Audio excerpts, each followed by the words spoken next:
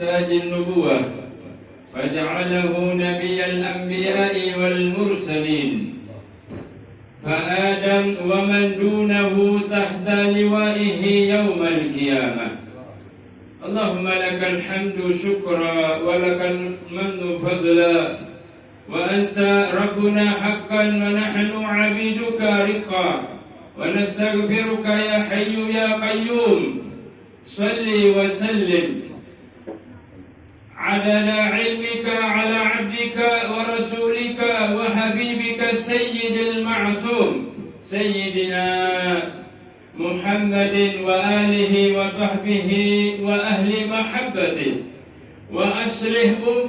وأصلح أمور أمته وفرج عنا الهموم والغموم يا حي يا قيوم.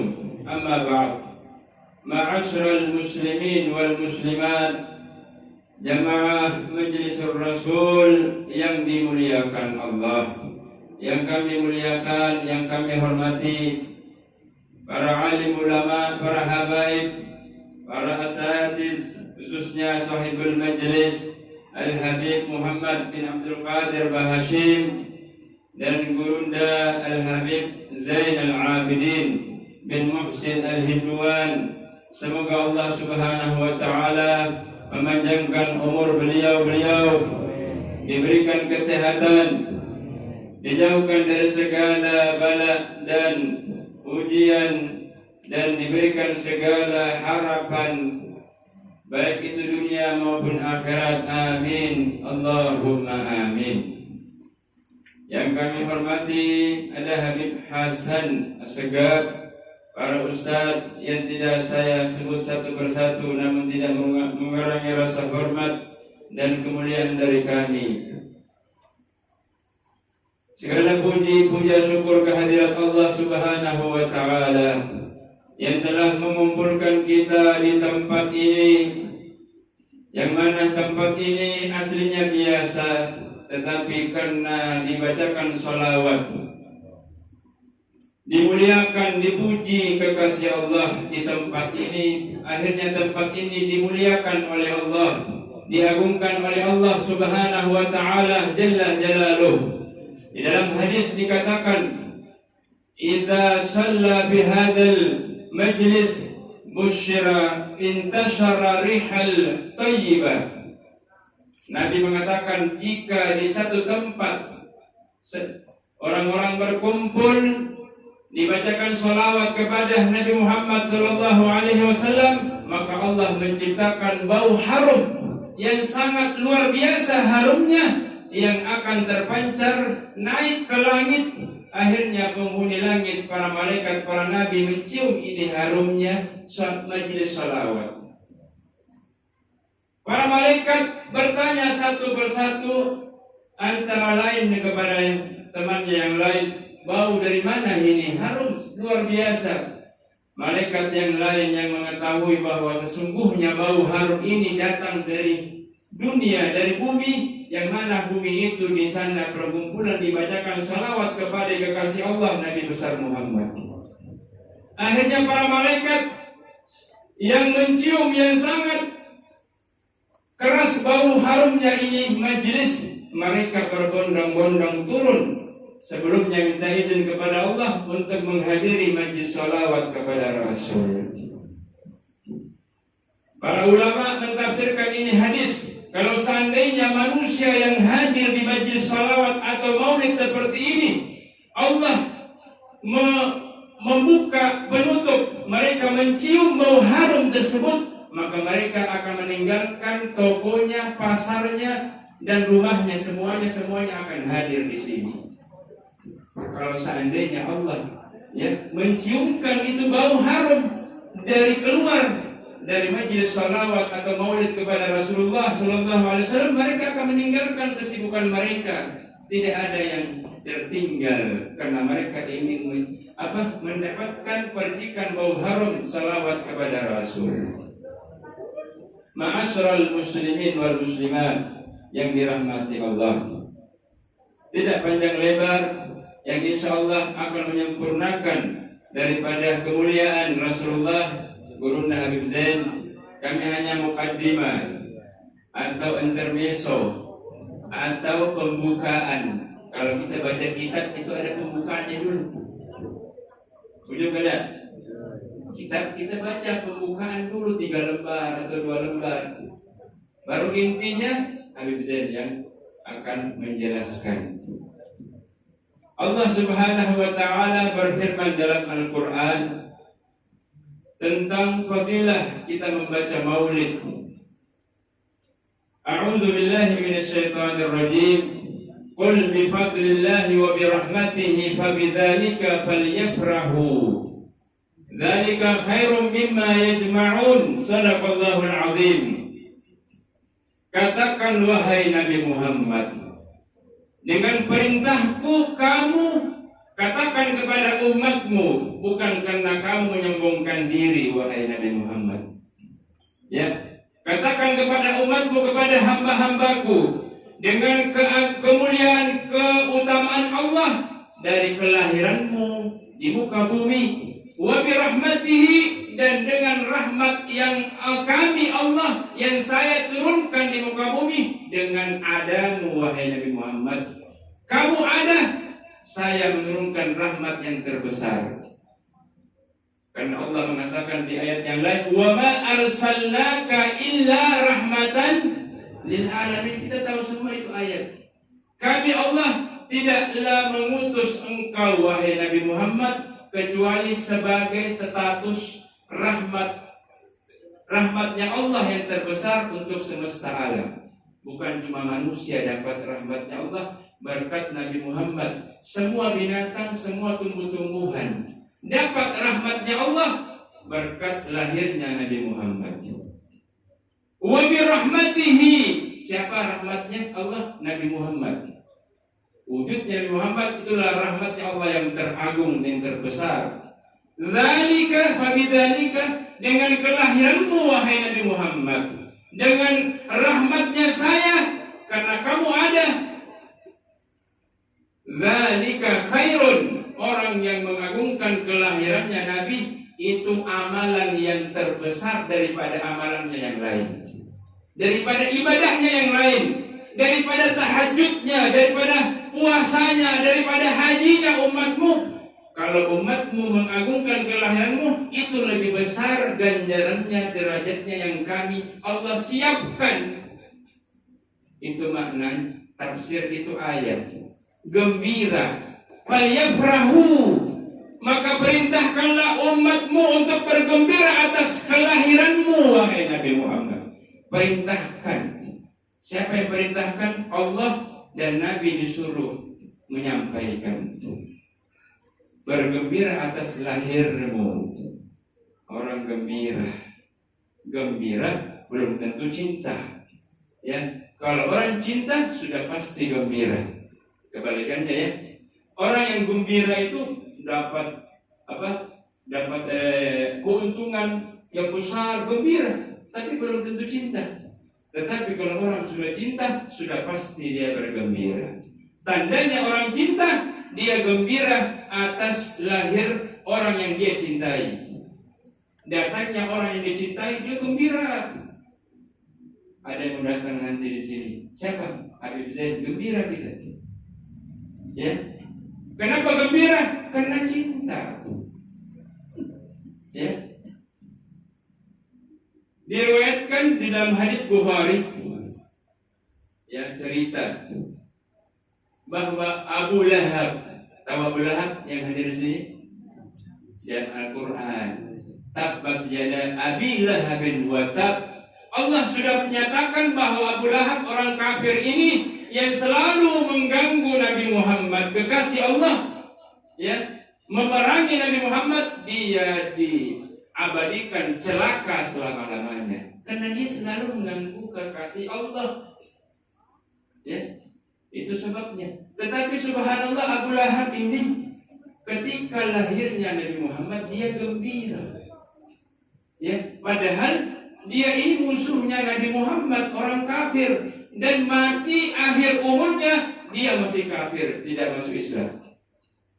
Tetapi subhanallah, Abu Lahab ini di dalam sejarah dia sebelum lahirnya Nabi Muhammad, dia akrab, bersahabat dekat dengan ayahnya Rasulullah Abdullah. Abdullah dengan Abu Lahab ini ya bersahabat yang sangat dekat. Selalu bertemu, selalu jalan bersama sebelum lahirnya Nabi. Akrab dan saling senang dan saling menyukai. Saling membantu. Abdullah ayahnya Rasulullah dengan Abu Lahab. Ketika malam lahirnya Nabi, malam Senin, ya 12 Rabiul Awal, tengah malam jam 2 atau jam 3 pagi harinya atau sebelum matahari terbit, ya ada satu budaknya Abu Lahab namanya Suwaibah. Budak, ya di sini mungkin sebagian tidak tahu apa itu budak.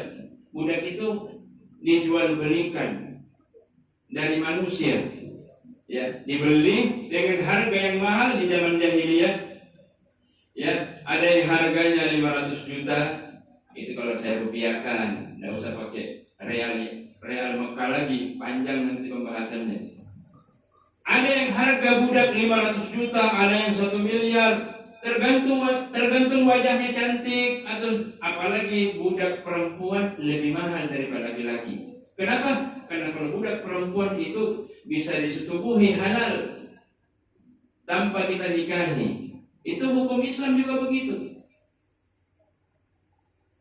Suwaibah salah satu budaknya Abu Lahab yang kafir, musuhnya Rasulullah. Selalu mengganggu Nabi ketika Nabi sudah dilahirkan dan berdakwah dengan para sahabat. Ketika lahirnya Nabi malam Senin, Suwaibah ini menyaksikan lahirnya Siti Aminah, lahirnya Rasulullah. Setelah Nabi keluar dilahirkan oleh Allah dengan kemuliaan keagungan oleh Allah, Suwaibah dia buru-buru melaporkan kepada tuannya, majikannya Abu Lahab yang kafir. Wahai Abu Lahab, wahai tuanku yang saya hormati, saya menyaksikan langsung dan saya ingin menyampaikan kabar gembira. Ya, ini Abu Lahab duduk tidak berdiri dalam keadaan duduk. Suwaibah menyampaikan. Abu Lahab bertanya, wahai budakku Suwaibah, apa kabar gembira? Sampaikan. Katanya Suwaibah, tadi malam saya menyaksikan anaknya sahabatmu Abdullah, ya, terlahir dalam keadaan sehat dan dia laki-laki, bukan perempuan. Di zaman jahiliyah orang-orang Arab itu kalau punya anak laki-laki itu luar biasa gembira. Kalau punya anak perempuan dia cemberut, bukan kabar gembira, tetapi kabar yang menyedihkan. Begitu adatnya orang Arab di zaman jahiliyah. Dia menyampaikan bahwa anak sahabatmu Abdullah laki-laki. Akhirnya ini karena dia saking gembiranya Abu Lahab, dari duduk dia berdiri. Apakah betul apa yang kamu sampaikan kabar ini wahai budakku Suwaibah? Betul, saya langsung menyaksikan. Kalau begitu, kalau benar apa yang kamu lakukan, kamu saya merdekakan, bebas. Padahal harganya mahal ini budak. Dibebaskan karena dia mengantar kabar gembira lahirnya Nabi Muhammad, padahal bukan karena nabinya. Ya, bukan karena dia kekasih Allah, bukan Suwaibah Abu Lahab ini gembira karena ini utusan Allah nanti, bukan karena cuma dia anak sahabatnya Abdullah saja, bukan karena Allah, bukan ikhlas karena Allah, bukan. Peristiwa ini di dalam hadis Rasulullah menerima wahyu dan mengatakan bahwa anna Abu Lahab, sesungguhnya Abu Lahab, saya menerima wahyu, dia di alam barzakh dan di neraka kelak setiap hari Senin, ya, diberhentikan azabnya oleh Allah dan dia meminum susu dari telunjuk kanannya, jarinya sampai kenyang setiap cuma hari Senin saja. Ya, bayangin coba, Abu Lahab ini orang kafir, bukan muslim, apalagi mukmin. Ya, dia tidak pernah sholat, apalagi kalau dia sholat tidak diterima juga karena dia kafir. Amalan apa sampai Allah memberhentikan azabnya di alam barzah sampai hari kiamat, padahal dia orang kafir, ya, nanti dia masuk ke neraka, setiap hari Senin diberhentikan juga azabnya oleh Allah, dan dia diberikan minuman susu segar keluar dari jarinya karena gembira. Modalnya cuma gembira. Apakah Abu Lahab cinta? Tidak. Ya, tidak ada 1% atau 2% cintanya Abu Lahab kepada Rasulullah. Ya, tidak ada cintanya. Dia yang ada itu dia benci kepada Nabi Muhammad ketika diutus sebagai Rasul. Selalu diganggu, selalu dilempar itu Nabi Muhammad ketika diutus sebagai Rasul. Oleh siapa? Abu Lahab juga pelakunya. Tetapi subhanallah, dia mendapat keringanan cuma hari Senin saja. Bayangin coba. Tidak ada pengaruh dia kafir. Ya. Tidak ada pencegah dia diazab hari Senin karena kafirnya, tetapi ada gembiranya kepada lahirnya Nabi sallallahu alaihi wasallam. Cuma hari Senin. Baru ini Abu Lahab dia gembira cuma 1 kali seumur hidup. Mengerti? 1 kali saja seumur hidupnya. Kalau kita gembira setiap hari, ya, hari Senin, Selasa, Rabu, Kamis, atas kelahirannya Nabi dijamin masuk surga. Amin. Imam Subki dan Habib Umar mengatakan dalam maulidnya, "Hadza kafiran wa kaifa bi mu'minin fi hayatihi imtala fi qalbihi imtala imana." Imam Subki, seorang ulama besar dan termasuk guru kami Habib Umar bin Habib, mengatakan, ini orang kafir dan meninggal dalam keadaan kafir. Ya, bagaimana kalau seandainya orang Muslim, orang mukmin beriman, ya, dia selalu bergembira atas lahirnya Nabi. Ya, kira-kira balasannya lebih besar atau lebih sedikit? Pak, jawab dong. Kira-kira lebih besar atau lebih sedikit daripada balasannya Abu Lahab? Sudah pasti lebih banyak, lebih besar. Orang yang beriman bergembira lagi. Orang kafir dibalas, apalagi orang mukmin. Itu katanya Imam Subki dan Habib Umar bin Habib. Apalagi orang Muslim bergembira atas lahirnya Nabi, itu sudah pasti lebih besar. Allah siapkan balasannya nanti di alam barzah, di akhirat. Setiap kita hadir maulid, tapi harus digarisbawahi juga. Abu Lahab gembira ada pengorbanannya. Ya, paham kan? Ya, budaknya yang harga 500 juta dilepas. Misalnya ada orang datang ke rumah, lahir anaknya sahabatmu. Kalau begitu mobil Alphard buat kamu yang mengantar kabar gembira. Itu baru gembira. Saya bebaskan mobil saya 1 Alphard buat kamu karena kamu yang mengantar kabar gembira. Saya senang, saya bahagia, saya gembira. Kalau kita apa yang kita keluarkan? Minimal 1 dos air lah. Ya, kalau tidak mampu banyak-banyak buat maulidnya Rasul karena gembira. Saya gembira atas kelahirannya Rasul, atas peringatan Nabi Muhammad. Saya sumbang, ya, 50 juta. Baik, itu baru. Ya, kalau dia mampu. Ya, saya bagian konsumsi karena saya gembira atas lahirnya Nabi. Ya, apakah perlu lillahi ta'ala ikhlas? Tidak perlu ikhlas lillahi ta'ala. Abu Lahab tidak ikhlas, kafir lagi.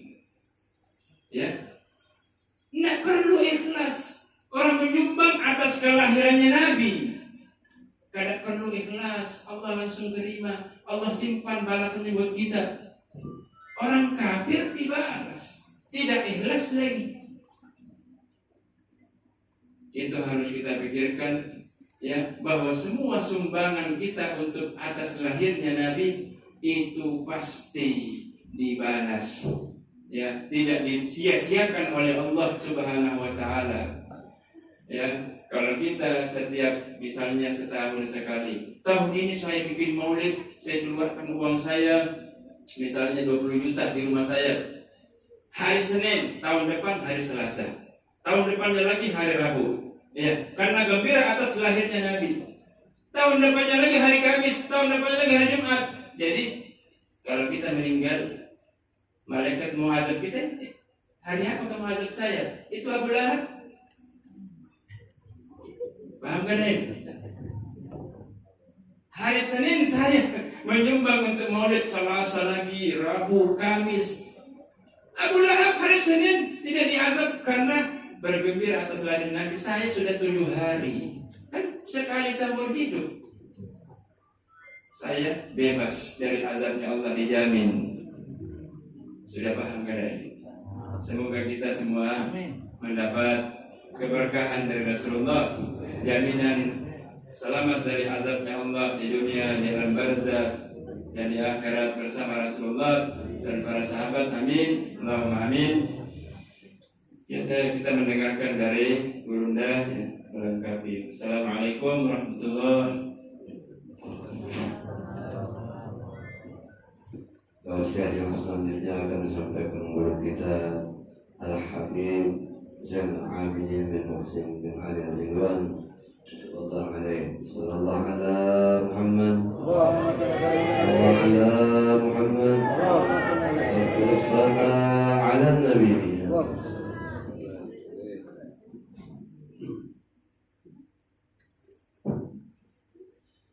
Bismillahirrahmanirrahim.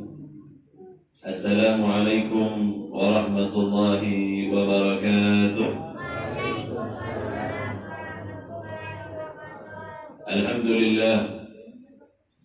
Alhamdulillahilladzi ahsana tadbir al-kainat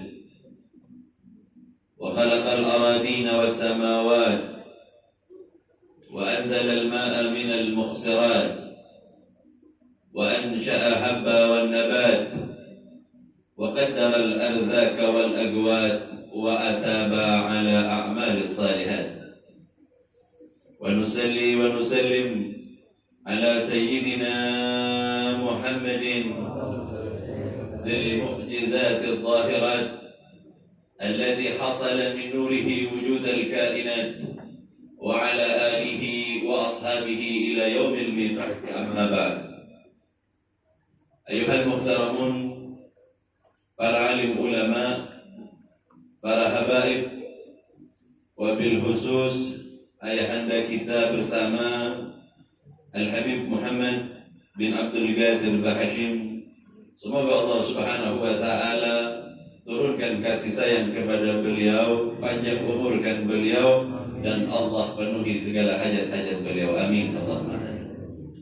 Segenap para habaib yang gak mungkin saya sebut satu persatu, juga seluruh tuan guru, para asatid, hadirin hadirat, ikhwan akhwat yang dimuliakan oleh Allah. Alhamdulillah, segala puji bagi Allah Subhanahu wa ta'ala, Zat yang telah menurunkan rahmatnya kepada kita, dan karena rahmatnya lah Allah Subhanahu wa ta'ala jadikan kita bersatu di bawah bendera Islam, agar suatu kelak kita akan bersama dengan baginda Rasul sallallahu alaihi wa alihi wasallam. Salawat dan salam atas baginda Rasul sallallahu alaihi wa alihi wasallam, makhluk yang sempurna, yang karenanya Allah Subhanahu wa ta'ala jadikan alam semesta. Semoga kelak kita mendapatkan syafaat baginda Rasul sallallahu alaihi wa alihi wasallam. Hadirin hadirat, ikhwan akhwat yang dimuliakan oleh Allah, seringkali kita mendengar bahwa apa yang kita kerjakan pada malam ini, acara maulid, dikatakan oleh sebagian orang yang tak memiliki pemahaman dengan sebutan bid'ah, mengada-ada di dalam agama. atau lebih khusus lagi mereka menyebutkan mengada-ada di dalam persoalan agama atau ibadah. Itu yang mereka sebut dengan bid'ah. Ketahuilah, jika bid'ah mengada-ada di dalam urusan agama, maka berapa banyak baginda Rasul tidak ajarkan kepada kita, tetapi para sahabat-sahabat baginda Rasul melakukannya, dan baginda Rasul tak pernah melakukannya. Apakah yang dilakukan oleh sahabat ini kemudian dikatakan sebagai bid'ah? Contohnya, jika di dalam agama melakukan sebuah tambahan atau bacaan yang tidak diajarkan oleh baginda Rasul disebut dengan bid'ah, maka sahabatlah pertama kali yang melakukan bid'ah di zaman baginda Rasul sallallahu alaihi wasallam. Contohnya, sahabat tak kala baginda Rasul membaca takbir di dalam salat, maka salah seorang sahabat baginda Rasul usai takbir kemudian ia membaca doa iftitah. Karena doa iftitah itu riwayatnya sahabat, bukan baginda Rasul. Usai salat baginda Rasul kemudian bertanya, siapa tadi yang membaca kabirah? Iftitah maksudnya. Ini sahabat takut. Kenapa? Khawatir salah. Mengapa ya Rasulullah? Tak kala ia membaca kabirah atau membaca doa iftitah, maka aku melihat pintu-pintu langit terbuka, para malaikat mencatat kebaikan bagi orang yang membaca doa tadi. Baginda Rasul malah kemudian mendukung, padahal baginda Rasul sendiri bukan itu bacaannya di dalam salat. Baginda Rasul belum pernah baca doa iftitah. Yang dibaca oleh baginda Rasul seusai takbir adalah Allahu Akbar. Baginda Rasul berdoa, Allahumma ba'id baini wa baina khatayaya kama ba'adta bainal masyriqi wal maghrib. Ini doa baginda Rasul seusai takbir. Sedangkan doa iftitah yang kita baca itu dibaca oleh sahabat. Lalu apakah yang dilakukan oleh sahabat itu bid'ah? Baginda Rasul membenarkan apa yang dilakukan sahabat tadi, sehingganya membaca kabirah pun masuk ke dalam sunnah yang tidak pernah dilakukan oleh baginda Rasul dan dilakukan oleh sahabat baginda Rasul sallallahu alaihi wasallam. Coba kita buka lagi di dalam banyak riwayat, mengada-ada di dalam persoalan agama atau ibadah itu bid'ah menurut mereka. Kalau demikian maknanya, maka Bilal adalah sahabat yang pertama kali membuat bid'ah. Kenapa? Belum pernah Rasulullah habis wudu langsung sholat, belum pernah. Satu-satunya orang yang sering kali habis ngambil wudu dia sholat. Setiap habis ngambil wudu dia sholat. Baginda Rasul SAW berkata kepada para sahabat, sesungguhnya aku mendengar telapak kaki Bilal di langit yang keempat di dalam surganya Allah Subhanahu wa ta'ala. Lalu baginda Rasul bertanya, apa sebabnya wahai Bilal sehingganya engkau memiliki amalan yang demikian? Orangnya masih ada di bumi, ente sudah ada di surga. Gesekan telapak dari kaki Bilal sudah didengar di dalam surga. Apa kata Bilal? Ya Rasulullah, aku tidak memiliki amal yang lebih. Hanya saja usai dari wudu biasanya saya sholat 2 rakaat karena wudu tadi. Rakaatul wudu itu di dalam riwayat belum pernah dilakukan baginda Rasul. Mengada-ada tidak Bilal, mengada-ada, tetapi dibenarkan oleh baginda Rasul sallallahu alaihi wasallam. Inilah yang kemudian oleh Sayyidina Umar disebut sebagai bid'ah hasanah, bid'ah yang baik. Boleh, kenapa tidak? Hadirin hadirat yang dimuliakan oleh Allah, mungkin karena ketakpahaman mereka, sehingganya apa yang kita lakukan saat ini mengenang baginda Rasul, mencoba untuk menambah pengetahuan, mengenal tentang pribadi yang agung ini dikatakan bid'ah. Sumpah demi Allah, ketahuilah, mengenal baginda Rasul adalah jauh lebih baik dibanding kita melakukan ibadah-ibadah sunnah yang lain. Hadirin hadirat yang dimuliakan oleh Allah, ada satu kaum yang menamakan dirinya sebagai kaum orientalis. Mungkin gak familiar, gak biasa kita dengar istilah orientalis. Jadi biar gak bingung, kita bahas dulu orientalisnya lah. Apa itu orientalisme? Orang Banjar gitu? Bukan. Ini orang orientalis biasanya ia mencari kelemahan di dalam setiap agama, mencari kelemahan di dalam setiap apa-apa yang ia anggap masih bisa diteliti dan terlihat kelemahan. Dicari kelemahannya untuk dijatuhkan. Dicari apa yang menjadi hal yang kemudian hal itu bisa dijadikan alasan untuk memojokkan sebuah ajaran atau sebuah agama. Ini kerjaan mereka. Orientalis juga adalah mencampurkan sesuatu sehingga berubah dari aslinya. Kita kadang masuk rumah makan Oriental. Pernah masuk rumah makan Oriental? Belum pernah.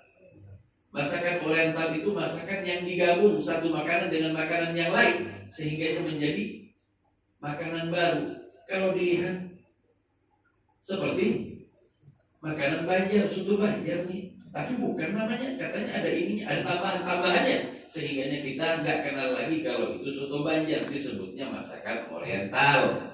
Padahal masakan kita juga nggak jauh-jauh. Mereka senantiasa menghilangkan makna asli dengan menambah segala sesuatu sehingganya hilanglah apa yang diinginkan oleh sebuah ajaran atau agama. Di contoh lain lagi biar pahamlah. Indonesia ini jauh sebelum masuknya agama Nasrani ke Indonesia, Islam sudah ada, Islam sudah masuk. Maka kemudian digantilah pemahaman ini dengan dikatakan bahwa Islam masuk di Serambi Ka'bah di daerah Aceh. Padahal jauh sebelum Aceh Islam, ada satu daerah sudah masuk Islam terlebih dahulu. Kalau kita ziarah, ada daerah namanya Tapanuli Tengah. Di sana ada komplek Mahligai, pekuburan Mahligai. Jaraknya kalau dari bandara kurang lebih 1,5 jam lah kita sampai di tempat itu. Kita ziarah naik ke atas gunung. Di atas gunung di situ ada kuburan satu orang syekh namanya Ruknuddin. Kuburannya, batu nisannya diteliti oleh para ahli sejarah berasal dari tahun 48 Hijriah. Berarti di zaman siapa? Di zaman sahabat, nih orang sudah sampai. Apa ceritanya sehingga dia bisa sampai ke Tapanuli? Ceritanya sahabat-sahabat baginda Rasul yang hijrah ke negeri Habasyah di masa Makkah. Baginda Rasul hijrah 2 kali. Ke negeri Habasyah pertama kali, baru kemudian hijrah lagi ke negeri Madinah. Hijrah pertama baginda Rasul nggak ikut, sahabat saja. Di dalam riwayat ada 72 orang sahabat yang hijrah. Sehingga ketika pemimpin mereka, Sayyidina Ja'far At-Tayyar, sepupu baginda Rasul, ini pulang kembali ke kota Makkah dan Madinah menemui baginda Rasul sempat tanya sama dia, "Kemana teman-teman kalian? Mana sahabat-sahabatku yang lain? Bukankah kalian berangkat 72 orang, tetapi kenapa yang kembali? Jumlahnya nggak sampai 72, yang lain kemana?" Baginda Rasul SAW bertanya demikian kepada Sayyidina Ja'far At-Tayyar. Apa kata Sayyidina Ja'far At-Tayyar? Sebagian di antara kami tinggal di negeri Habasyah karena raja yang juga menyukai kita. Sebagian di antara mereka kemudian melakukan perjalanan jauh menyampaikan ajaran-ajaran mulia Rasulullah hingga menyentuh negeri Cina di masa itu. Jadi jangan heran kalau ada kemudian masjid peninggalan dari Panglima Cheng. Karena apa? Jauh sebelum kita Islam, Cina sudah diislamkan terlebih dahulu. Ini sejarah, ini sejarah yang tertulis demikian. Kemudian kata Sayyidina Ja'far At-Tayyar, dan aku mendengar, ya Rasulullah, sebagian teman-teman kita yang sampai di Cina, ada yang kembali lagi ke negeri Habasyah. Ia bercerita kepadaku bahwa sebagian dari teman-teman kami yang keluar bersama kami, mereka menuju kepada daerah yang ada di timur, tepatnya di kota Baros atau Tapanuli. Rupanya pada abad pertama Islam sudah masuk di negeri kita ini, negeri Indonesia. Nah ini kemudian oleh orang-orang orientalis agar ini tidak dikenal, mereka mengatakan Nasrani lebih dulu masuk ke Indonesia, kata mereka. Tetapi peninggalan sejarah mereka tak ada yang mengalahkan tuanya kuburan dari Syekh Ruknuddin ini. Itu sebab kemudian mereka berusaha menghilangkan jejak ini dan mengatakan bahwa Aceh adalah Serambi Ka'bah, pertama kali Islam tersebar di negeri itu. Tidak. Dari awal kita sudah Islam, hanya saja meluas ajaran ini, kemudian Aceh menjadi pusat peradaban Islam di negeri kita yang terkenal. Orang orientalis itu kerjanya membuat kita nggak jelas lagi. Makanan diaduknya sehingganya kita lupa, nggak tahu. Pakaian kemudian dikombinasi sehingganya kita nggak tahu lagi bahwa pakaian itu sebenarnya adalah pakaian yang sudah ada yang membuat, hanya saja dibuat lagi sehingganya kita lupa. Hadirin hadirat yang dimuliakan oleh Allah, pahamlah orientalis bilang. Saya ngomong mulai tadi terus nggak paham gimana ceritanya. Nah, orang orientalis ini ada satu perempuan. Dia seorang profesor, pemerhati agama Islam selama lebih dari 40 tahun lamanya. 40 tahun ia habiskan meneliti Islam. Ia baca buku-buku terdahulu dari zaman setelah zaman baginda Rasul dikumpulkan semua. Dia kemudian mengambil sebuah kesimpulan dan berkata, agama yang paling lama di muka bumi ini dan bertahan kebenarannya hanyalah Islam. Kata orang ini, dulu pernah ada ajaran yang kemudian dikenal dengan sebutan Yahudi. Kitabnya Taurat tak berlaku sampai lama. Beberapa tahun berikutnya kitab mereka telah dipalsukan. Datang agama Nasrani. Belum lagi Nabi Allah Isa alaihissalam diturunkan oleh Allah. Ini kitab sudah banyak tambahan di sana sininya. Yang tadinya Nabi Allah Isa adalah seorang utusan, bahkan menjadi Tuhan di dalam kitabnya sendiri. Nggak lama. Ini kerjaan siapa? Yaitu orang-orang orientalis itu yang membuat hal-hal yang demikian, yang sebenarnya ajaran mereka berasal dari ajaran iblis. Iblis punya kerja. Maka orang-orang orientalis setelahnya meletakkan penelitian kepada agama Islam.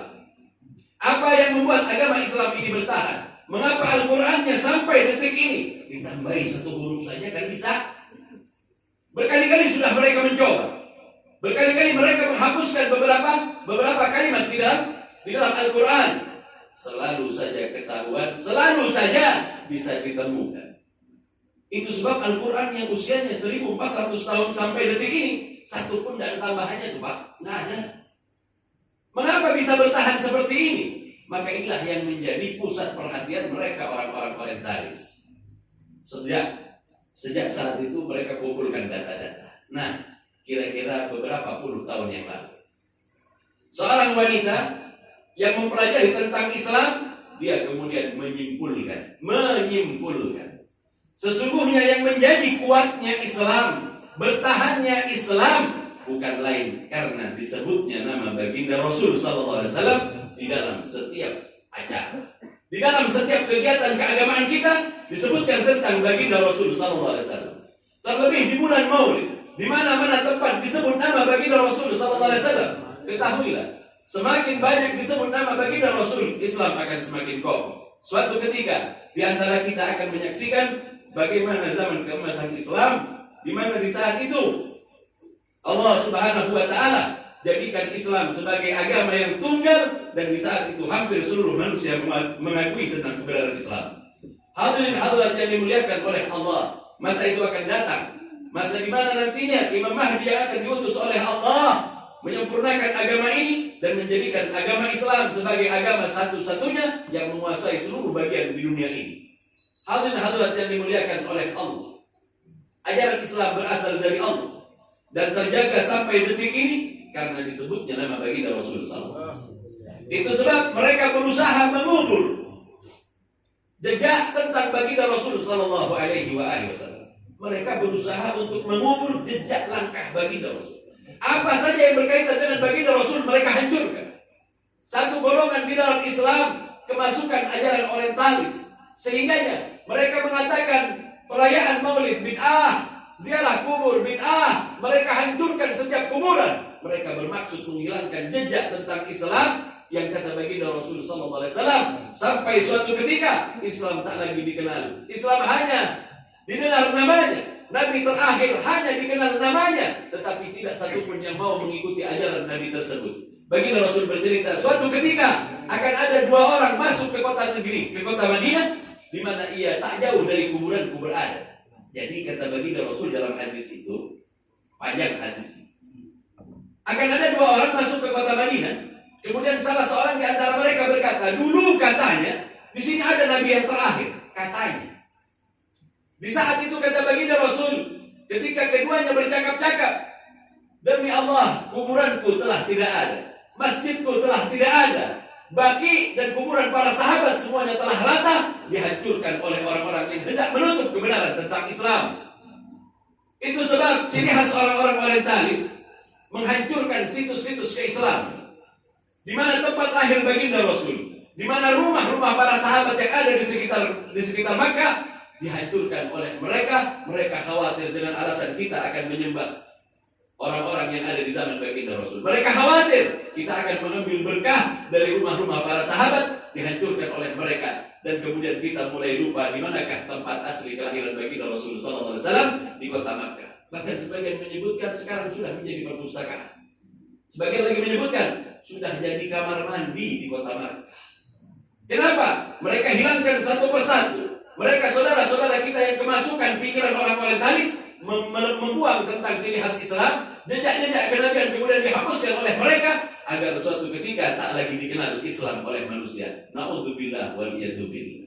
Itu sebab kata dia, satu-satunya cara untuk menghancurkan Islam, jangan biarkan lisan kaum muslimin bercerita tentang baginda Rasul sallallahu alaihi wasallam. Jangan sampai ada acara disebut nama baginda Rasul. Tudinglah dengan sebutan bid'ah, tudinglah dengan alasan mengatakan tak pernah diadakan di zaman baginda Rasul sallallahu alaihi wasallam. Maka mereka sadar persis bahwa ajaran ini adalah ajaran yang nantinya akan menghancurkan Islam dari dalam. Na'udzubillah wal iyadzubillah. Nah, inilah ajaran orientalis yang kemudian menuding kepada kita sebagai ajaran bid'ah. Namun kita sadar benar bahwa menyebut nama baginda Rasul, semakin banyak engkau sebut, semakin banyak orang yang ingin mengetahuinya. Semakin banyak engkau sebut, maka semakin banyak pahala yang kita dapatkan di sisi Allah Subhanahu wa taala. Di dalam sebuah riwayat disebutkan, dzikrul anbiya'i minal ibadah. Menyebut nama para nabi itu adalah ibadah. Lalu bagaimana yang kita sebut adalah baginda Rasul, penghulu para nabi, pemimpin para nabi, orang yang paling mulia yang kita sebut. Maka ketahuilah tak kala kita duduk bersama dan membaca salawat kepada baginda Rasul, ini adalah ibadah kita kepada Allah Subhanahu wa taala dengan menyebut nama baginda Rasul sallallahu alaihi wasallam. Sebut nama baginda Rasul sehingganya Islam akan tetap jaya. Hidupkan nama baginda Rasul, hidupkan sunnah baginda Rasul, hidupkan ajaran-ajaran baginda Rasul, niscaya Islam akan jaya sampai suatu ketika Islam akan sampai kepada masa kejayaannya, di mana Imam Mahdi sebagai pemimpinnya dan menyatukan kaum muslimin. Maka Islam saat itu menjadi agama yang mulia, Islam menjadi agama yang paling terbesar yang diikuti oleh pengikutnya. Hadirin hadirat yang dimuliakan oleh Allah, itulah yang dilakukan oleh orang-orang orientalis. Nah, saya sekarang mau ceramah. Itu permulaan. Ini baru masuk, saya mau ceramah sekarang. Enggak kelamaan gitu. Kelamaan. Iya, kalau ngomong enak, tapi mulut saya kering. Hadirin hadirat yang dimuliakan oleh Allah. Di saat turun ayat di dalam Al-Quran, A'udzu billahi minasyaitonir rajim. Bismillahirrahmanirrahim. Iqtarabatis sa'ah wansyaqqal qamar. Ketika turun ayat dari Allah Subhanahu wa taala, telah dekat waktu kiamat. Wansyaqqal qamar, dan di antara tanda kiamat itu adalah terbelahnya bulan. Ketika turun surat ini, banyak sahabat bertanya kepada baginda Rasul sallallahu alaihi wasallam. Iqtarabatis sa'ah, ya Rasulullah, apa maksud Allah berfirman demikian? Ketahuilah kata baginda Rasul, di antara masa akhir nantinya akan dekat masa kiamat adalah dimunculkannya Nabi yang terakhir. Engkaukah maksudnya ya Rasulullah? Akulah yang dimaksud oleh Allah Subhanahu wa taala. Atau di dalam surat yang lain Allah menyebutkan wal asri, demi masa. Apa maksudnya? Sebagian ulama menyebutkan wal asri adalah waktu asar, demi waktu asar. Maksudnya apa? Jika Allah bersumpah dengan waktu, maka waktu itu adalah waktu yang agung, karena yang bersumpah adalah Zat yang Maha Agung. Apa maknanya? Allah bersumpah demi waktu asar, yakni waktu diutusnya baginda Rasul sallallahu alaihi wasallam. Dalam riwayat baginda Rasul menyebutkan, Nabi Allah Adam diutus oleh Allah di waktu subuh. Di waktu subuh Nabi Allah Adam diutus oleh Allah Subhanahu wa taala. Kemudian Allah mengutus Musa alaihi salam itu di waktu zuhur. Seandainya hidup kita di hadapan Allah itu hanya satu hari. Jadi subuh yang diutus Nabi Allah Adam. Nabi-nabi yang lain adalah antara subuh kepada waktu zuhur. Di waktu zuhur kata baginda Rasul, Allah mengutus Nabi Allah Musa. Jadi umat pertengahan itu adalah Nabi Allah Musa alaihissalam. Maka setelah zaman Nabi Allah Musa kepada zaman baginda Rasul, di sini ada Nabi Allah Isa. Maka kemudian Allah berfirman, "Iqtarabat sa'ah." Iqtarabat sa'ah, telah tiba waktu di mana hari kiamat. Apa maknanya? Diutusnya baginda Rasul di waktu hari dan di waktu asar sebagai bukti bahwa baginda Rasul sallallahu alaihi wasallam adalah salah satu tanda dari dekatnya waktu kiamat. Jadi kalau zaman baginda Rasul itu adalah bukti. Bagi apa? Dekatnya hari kiamat yang akan terjadi. Nanti di hari kiamat kata baginda Rasul sallallahu alaihi wasallam, tanda-tanda yang akan muncul di antaranya adalah terbelahnya bulan. Terbelahnya bulan itu di zaman baginda Rasul sallallahu alaihi wasallam. Bagaimana kejadiannya? Ini karena tingkah pola dari satu orang yang namanya Abdul Hakam. Tahu Abdul Hakam? Dikenal dengan sebutan Amr bin Hisham. Siapa ini? Abu Jahal. Kalau tadi Habib Haidar cerita Abu Lahab, saya cerita Abu Jahal. Abu Jahal julukannya dari baginda Rasul Jahal. Bodoh. Kenapa? Karena tidak melihat hidayah yang datangnya dari Allah Subhanahu wa taala. Itu pasal terjadinya karena itu. Di dalam riwayat Abu Jahal lagi duduk bersama para teman-temannya. Abu Jahal CS. Bahasa kita CS bersama teman-temannya. Serombongan lagi duduk-duduk. Kira-kira siapa ya yang bisa membunuh Muhammad? Nawarkan kepada teman-temannya, nggak ada yang jawab. Karena apa? Karena baginda Rasul semasa hidupnya tidak pernah buat salah sama orang. Jadi kata Abu Jahal nggak ada yang berani.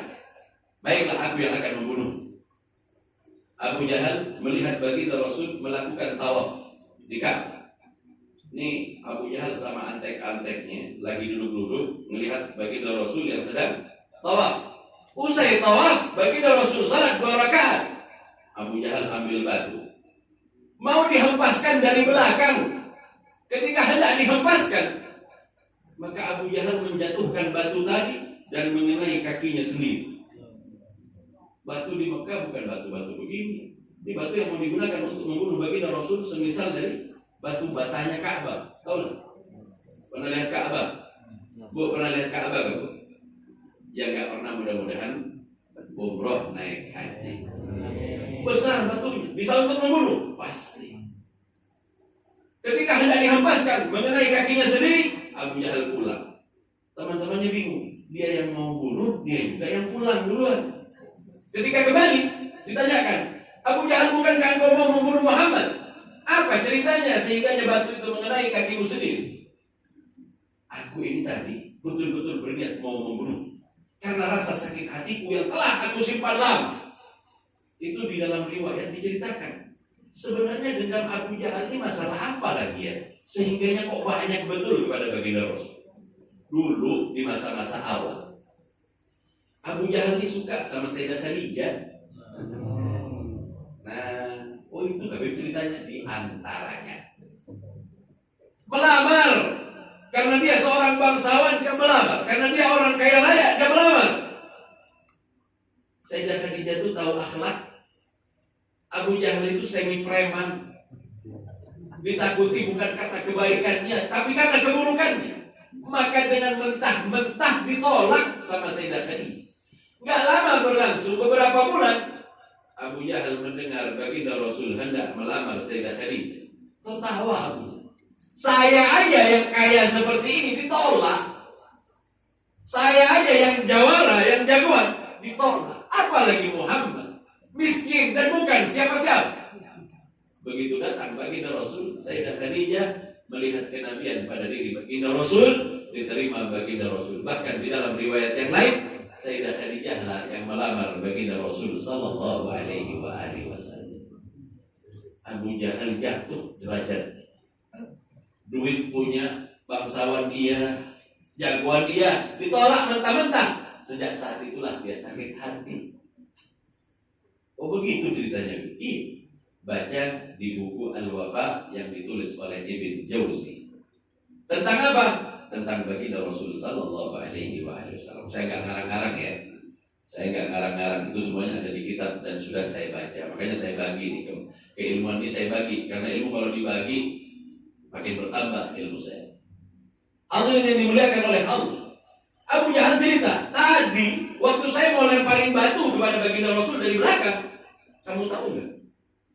Di sebelah kanan Muhammad, entah siapa orang itu, ia memegang sebuah pedang yang bercahaya, yang aku silau waktu melihat. Yang melihat cuma Abu Jahal aja. Di sebelah kirinya, dua ular yang besar, seolah-olah semuanya menghadap kepadaku.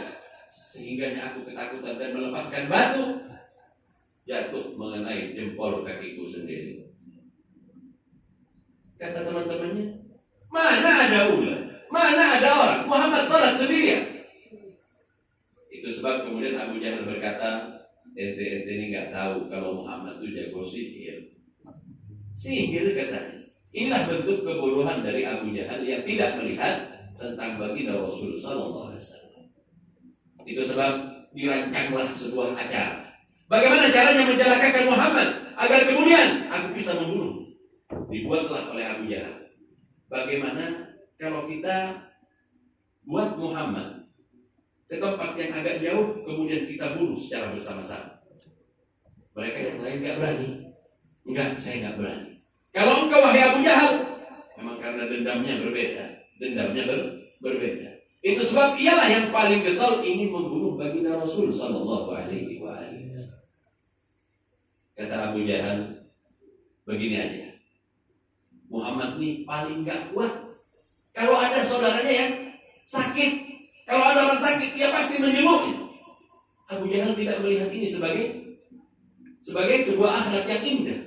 Muhammad kebiasaannya kalau dengar tetangganya sakit, dia datang. Nah, saya mau pura-pura sakit aja. Dia pasti datang ke rumah saya. Karena saya ini kalau dihitung-hitung, masih ada ikatan, masih melinanya. Tahu melina lah? Ngomong di Banjar, ngomong ini. Masih ada kait mengait. Oh iyalah, nanti saya buat lubang besar di rumah saya, di pintu rumah saya. Begitu Muhammad datang, jatuh ke tempat ini, saya akan kubur dia. Hidup-hidup mau saya kubur. Ingat, jangan tanggung-tanggung buat lubang. Yang dalam dikit, sehingga yang nggak bisa naik ke atas. Dibuatlah lubang di depan rumah Abu Jahal. Kemudian teman-teman yang memberi kabar kepada baginda Rasul sallallahu alaihi wasallam, wahai Muhammad, sesungguhnya pamanmu dalam keadaan sakit. Itu kan masih paman kamu juga. Siapa yang sakit?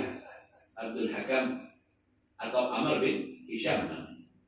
Oh baiklah, kata baginda Rasul, aku akan datang ke tempat itu. Begitu baginda Rasul berjalan, hendak mendatangi rumah Abu Jahal. Dari atas rumahnya Abu Jahal, karena Abu Jahal orang kaya, rumahnya tingkat. Muhammad, sudah beberapa hari ini aku sakit. Baginda Rasul melangkah maju, begitu pas ada di depan lubang, malaikat Jibril turun. Hentikan langkahmu ya Rasulullah. Ini enaknya baginda Rasul. Ada yang ngasih tahu.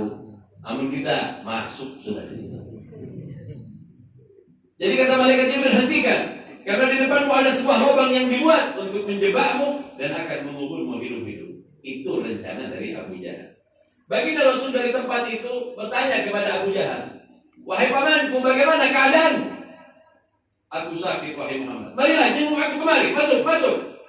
Baginda Rasul hanya bercakap-cakap dengan Abu Jahal pas di depan lubang yang dibuat oleh Abu Jahal. Tidak, cukuplah jika aku melihatmu.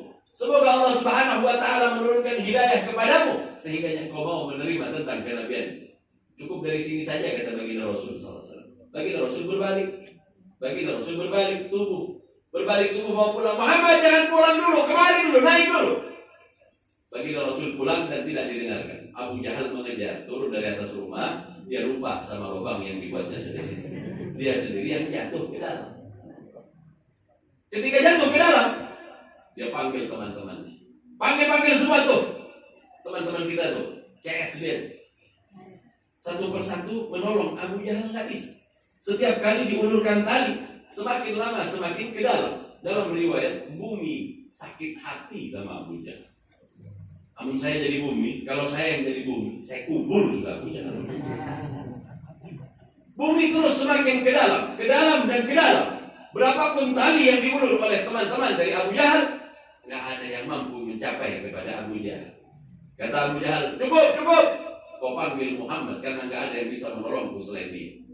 Tahu Abu Jahal. Datanglah baginda Rasul, kemudian berdiri di tepian lubang yang dibuat oleh Abu Jahal.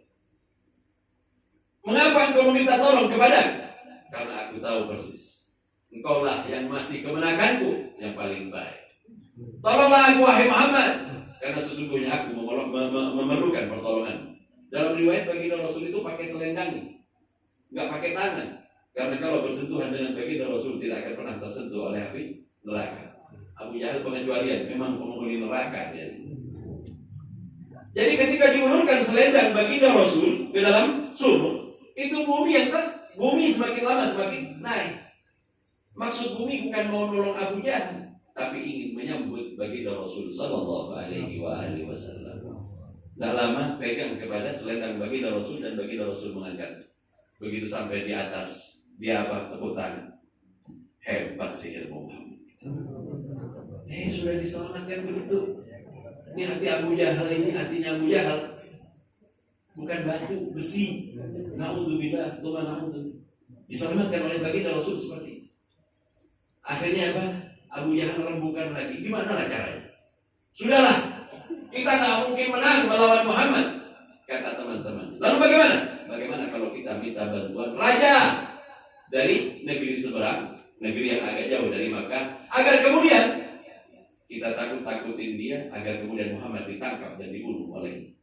Datanglah Abu Jahal bersama pembesar Quraisy mendatangi raja di waktu itu. Kalau nggak keliru namanya, nama rajanya itu namanya adalah Abdul Malik di zamannya. Maka datang mereka kemudian menghasut. Wahai tuanku, tahukah engkau di negeri kami itu ada seorang yang mengaku dirinya sebagai nabi? Mengaku katanya. Dan tahulah bahwa tak kala ia muncul sebagai seorang nabi, rusak persaudaraan kita. Gara-gara masuk Islam, kami semakin berjauhan. Yang tadinya adalah anaknya, memusuhi bapak. Yang tadinya adalah kemenakannya, memusuhi paman. Yang tadinya adalah suami, memusuhi istrinya. Yang tadinya istri, memusuhi suaminya. Kacau balau masyarakat kami gara-gara Muhammad. Itu sebab, kata Abu Jahal, jika engkau tidak menyelesaikannya, bahaya. Karena sesungguhnya Makkah perbatasan dengan negerimu, artinya masih masuk wilayah dari kekuasaan. Baiklah, kata raja, aku akan datang ke tempat itu.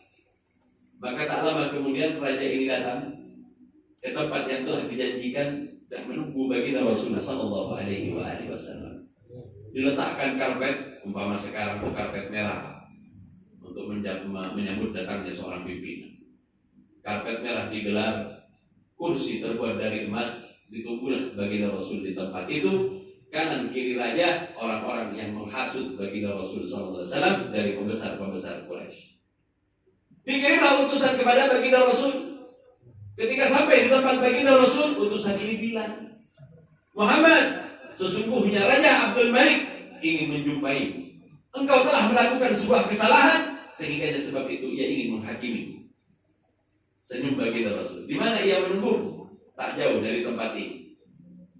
Kira-kira 10 kilo dari kota Makkah. Di sana raja itu sudah membuat tenda, tempat istirahat, dan disambut oleh orang-orang kafir Quraisy, bangsawan Quraisy yang tidak memeluk Islam. Sebab itu kemudian baginda Rasul ketika hendak berangkat,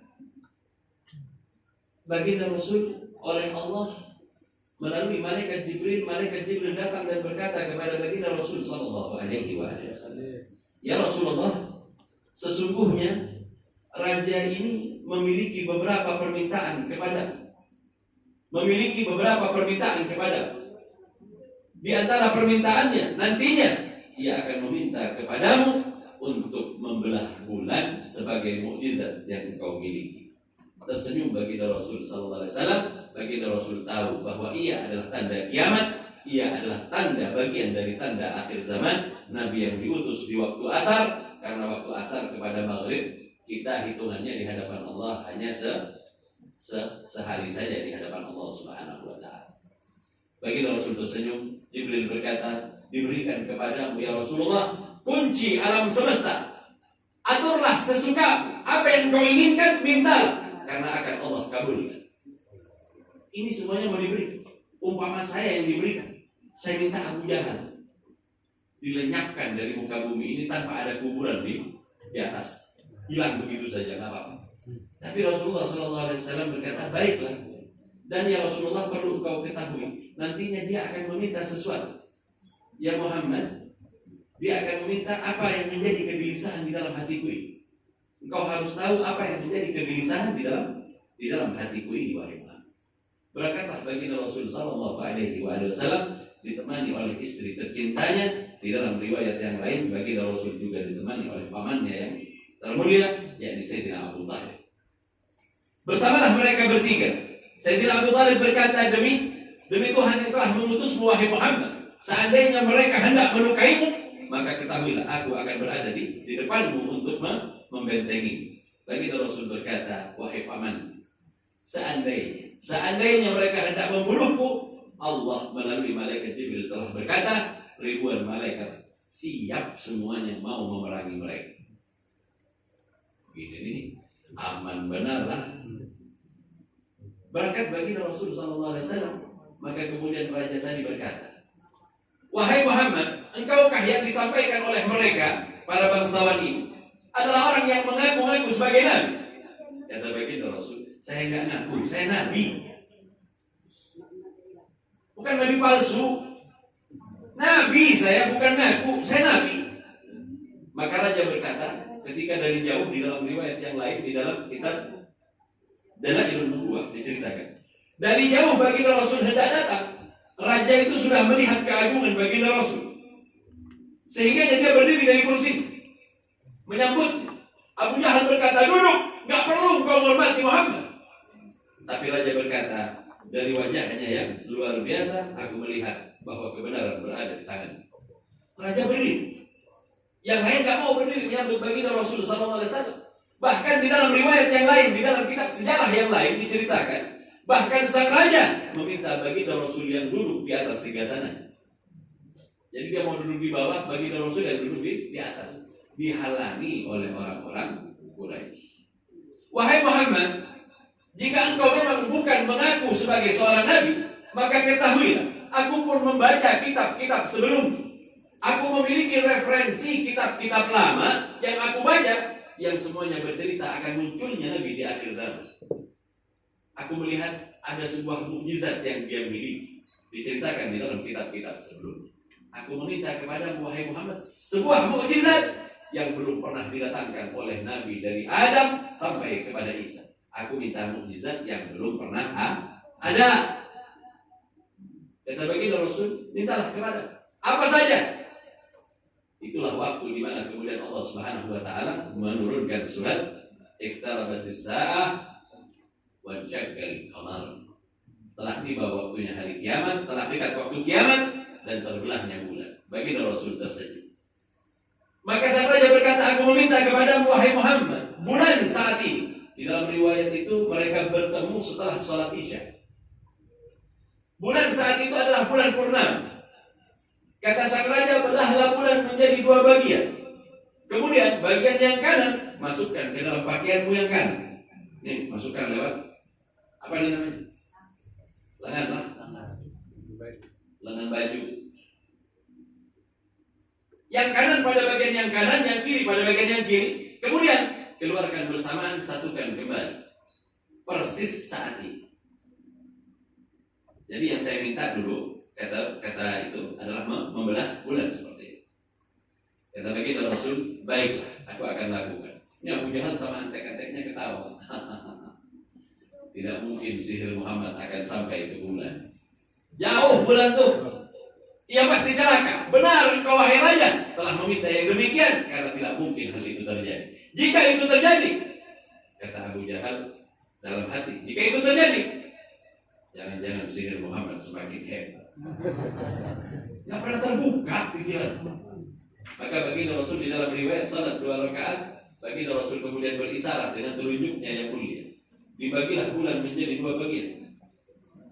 Kemudian dimasukkan kepada pakaiannya, kanan, bagian kanan ke kanan, bagian kiri ke kiri. Kemudian baginda Rasul satukan kembali. Di dalam riwayat yang lain, baginda Rasul tenggelamkan, terbitkan matahari sesuai dengan keinginan raja. Dan dikembalikan waktu sama di mana mereka berasal. Jadi waktunya itu sehari dalam waktu yang cepat. Di bumi ini dalam hitungannya dihitung oleh mereka orang-orang ahli astronomi bahwa bumi ini pernah berputar sekali sedemikian cepatnya. Pernah sekali berputar sedemikian cepatnya waktu malam dan siang, dan itulah kejadian di mana saat terbelahnya bulan oleh baginda Rasulullah sallallahu alaihi wasallam. Ketika melihat itu, sang raja mulailah gemetar, sang raja mulai ketakutan dan dia berkata, wahai Muhammad, tersisa satu lagi yang aku tidak ketahui dan apa yang menjadi kerisauan hati. Kata baginda Rasul, yang menjadi kerisauan hati, engkau memiliki seorang anak yang sudah lama. Ia adalah putra mahkotamu, akan tetapi ia sakit bertahun-tahun dan ia tidak bangun dari tempat tidurnya. Datangilah, karena sesungguhnya ia telah sembuh atas seizin Allah Subhanahu wa ta'ala. Pulang, tenda dilipat, semuanya dilipat, berangkat raja meninggalkan. Abu Jahal bilang, jangan percaya, ini sihirnya Muhammad, ini sihir Muhammad. Gak percaya. Raja pulang, begitu raja pulang ke rumahnya, dia dapati anaknya telah berdiri di hadapan rumahnya. Maka apa kata anaknya tadi? Wahai ayahku, sebelum engkau bertanya tentang segala sesuatu, ulurkan tanganmu kepada. Maka kemudian diulurkan tangannya dan berkatalah sang anak, asyhadu an la ilaha illallah wa asyhadu anna Muhammadar Rasulullah. Islamnya. Dalam riwayat yang lain juga diceritakan bahwa raja menyatakan keislaman di hadapan Abu Jahal dan antek-anteknya. Sehingga si anak kemudian berbaiat kepada ayahnya, masuk ke dalam Islam karena ayahnya telah berjumpa dengan baginda Rasul sallallahu alaihi wasallam. Kata abahnya, apa yang terjadi? Baru saja aku didatangi. Sesaat sebelum engkau datang, aku didatangi oleh sesosok manusia yang luar biasa. Wajahnya penuh dengan cahaya. Ia berkata bahwa ia adalah Muhammad Rasulullah, utusan Allah. Maka disentuhlah seluruh tubuhku, sehingganya saat itu juga aku dalam keadaan sembuh dan bisa seperti saat ini sekarang. Dari jauh disembuhkan oleh baginda Rasulullah SAW. Hebat cerita. Abu Jahal sakit hati di kota Makkah. Gimana lagi saya mau membunuh Muhammad? Sampai nggak begitu lama, tiba-tiba datanglah onta. Puluhan onta mengangkut emas dan perak dari Raja Abdul Malik dikirim untuk baginda Rasul. Diberilah utusan 2 orang. 2 utusan inilah yang membawa dari onta-onta yang banyak yang berisi emas dan perak. Dikawal masuk Makkah, di stop sama Abu Jahal. Tunggu dulu. Untuk siapakah semuanya ini? Emas dan perak yang ada di atas onta ini buat siapa? Kata pengawal, ini diperuntukkan untuk baginda Rasul sallallahu alaihi wasallam. Dari siapa? Dari Abdul Malik. Engkau tahu nggak, Raja Abdul Malik itu teman saya, bukan teman Muhammad. Pasti salah kirim. Saya itu maksud mau diaku. Cekcok lama, tengkar berdua ini tidak. Ini untuk baginda Rasul sallallahu alaihi wasallam. Mereka tidak menerima.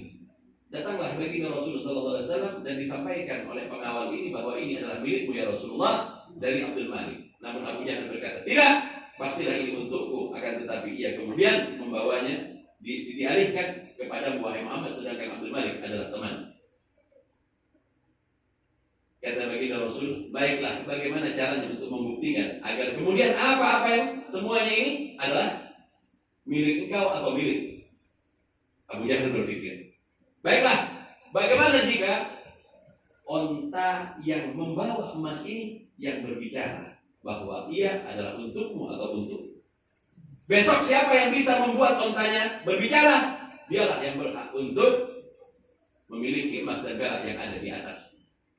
Pulang, Abu Jahal semalam suntuk tawaf di berhalanya. Semalam suntuk sampai waktu subuh. Dan doa yang dipanjatkan, buatlah agar onta berbicara besok. Baginda Rasul sallallahu alaihi wasallam datang ke tempat yang disepakati dan berkumpullah manusia saat itu semua.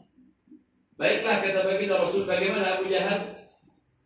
Kata Abu Jahal, aku terlebih dahulu. Jangan ente, ana dulu deh. Mulai dikelilingi onta yang paling depan sendiri, diputar. Setelah itu digetak. Berbicara.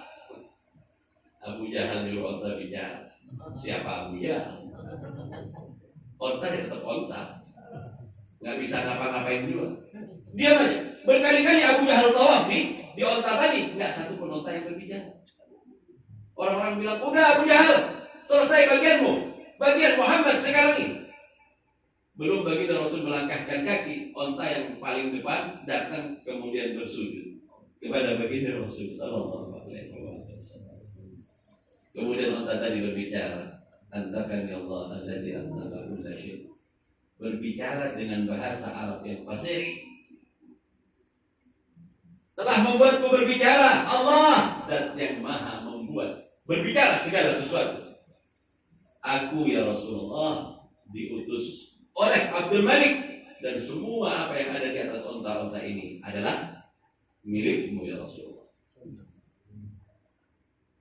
Semuanya mendukung baginda Rasul. Orang-orang mendukung baginda Rasul. Diturunkan semua emas dan perak, dikumpulkan oleh baginda Rasul sallallahu alaihi wasallam. Kata Abu Jahal, hebat Muhammad. Dari zaman dulu sampai sekarang belum pernah onta berbicara. Sihirmu bisa buat onta berbicara.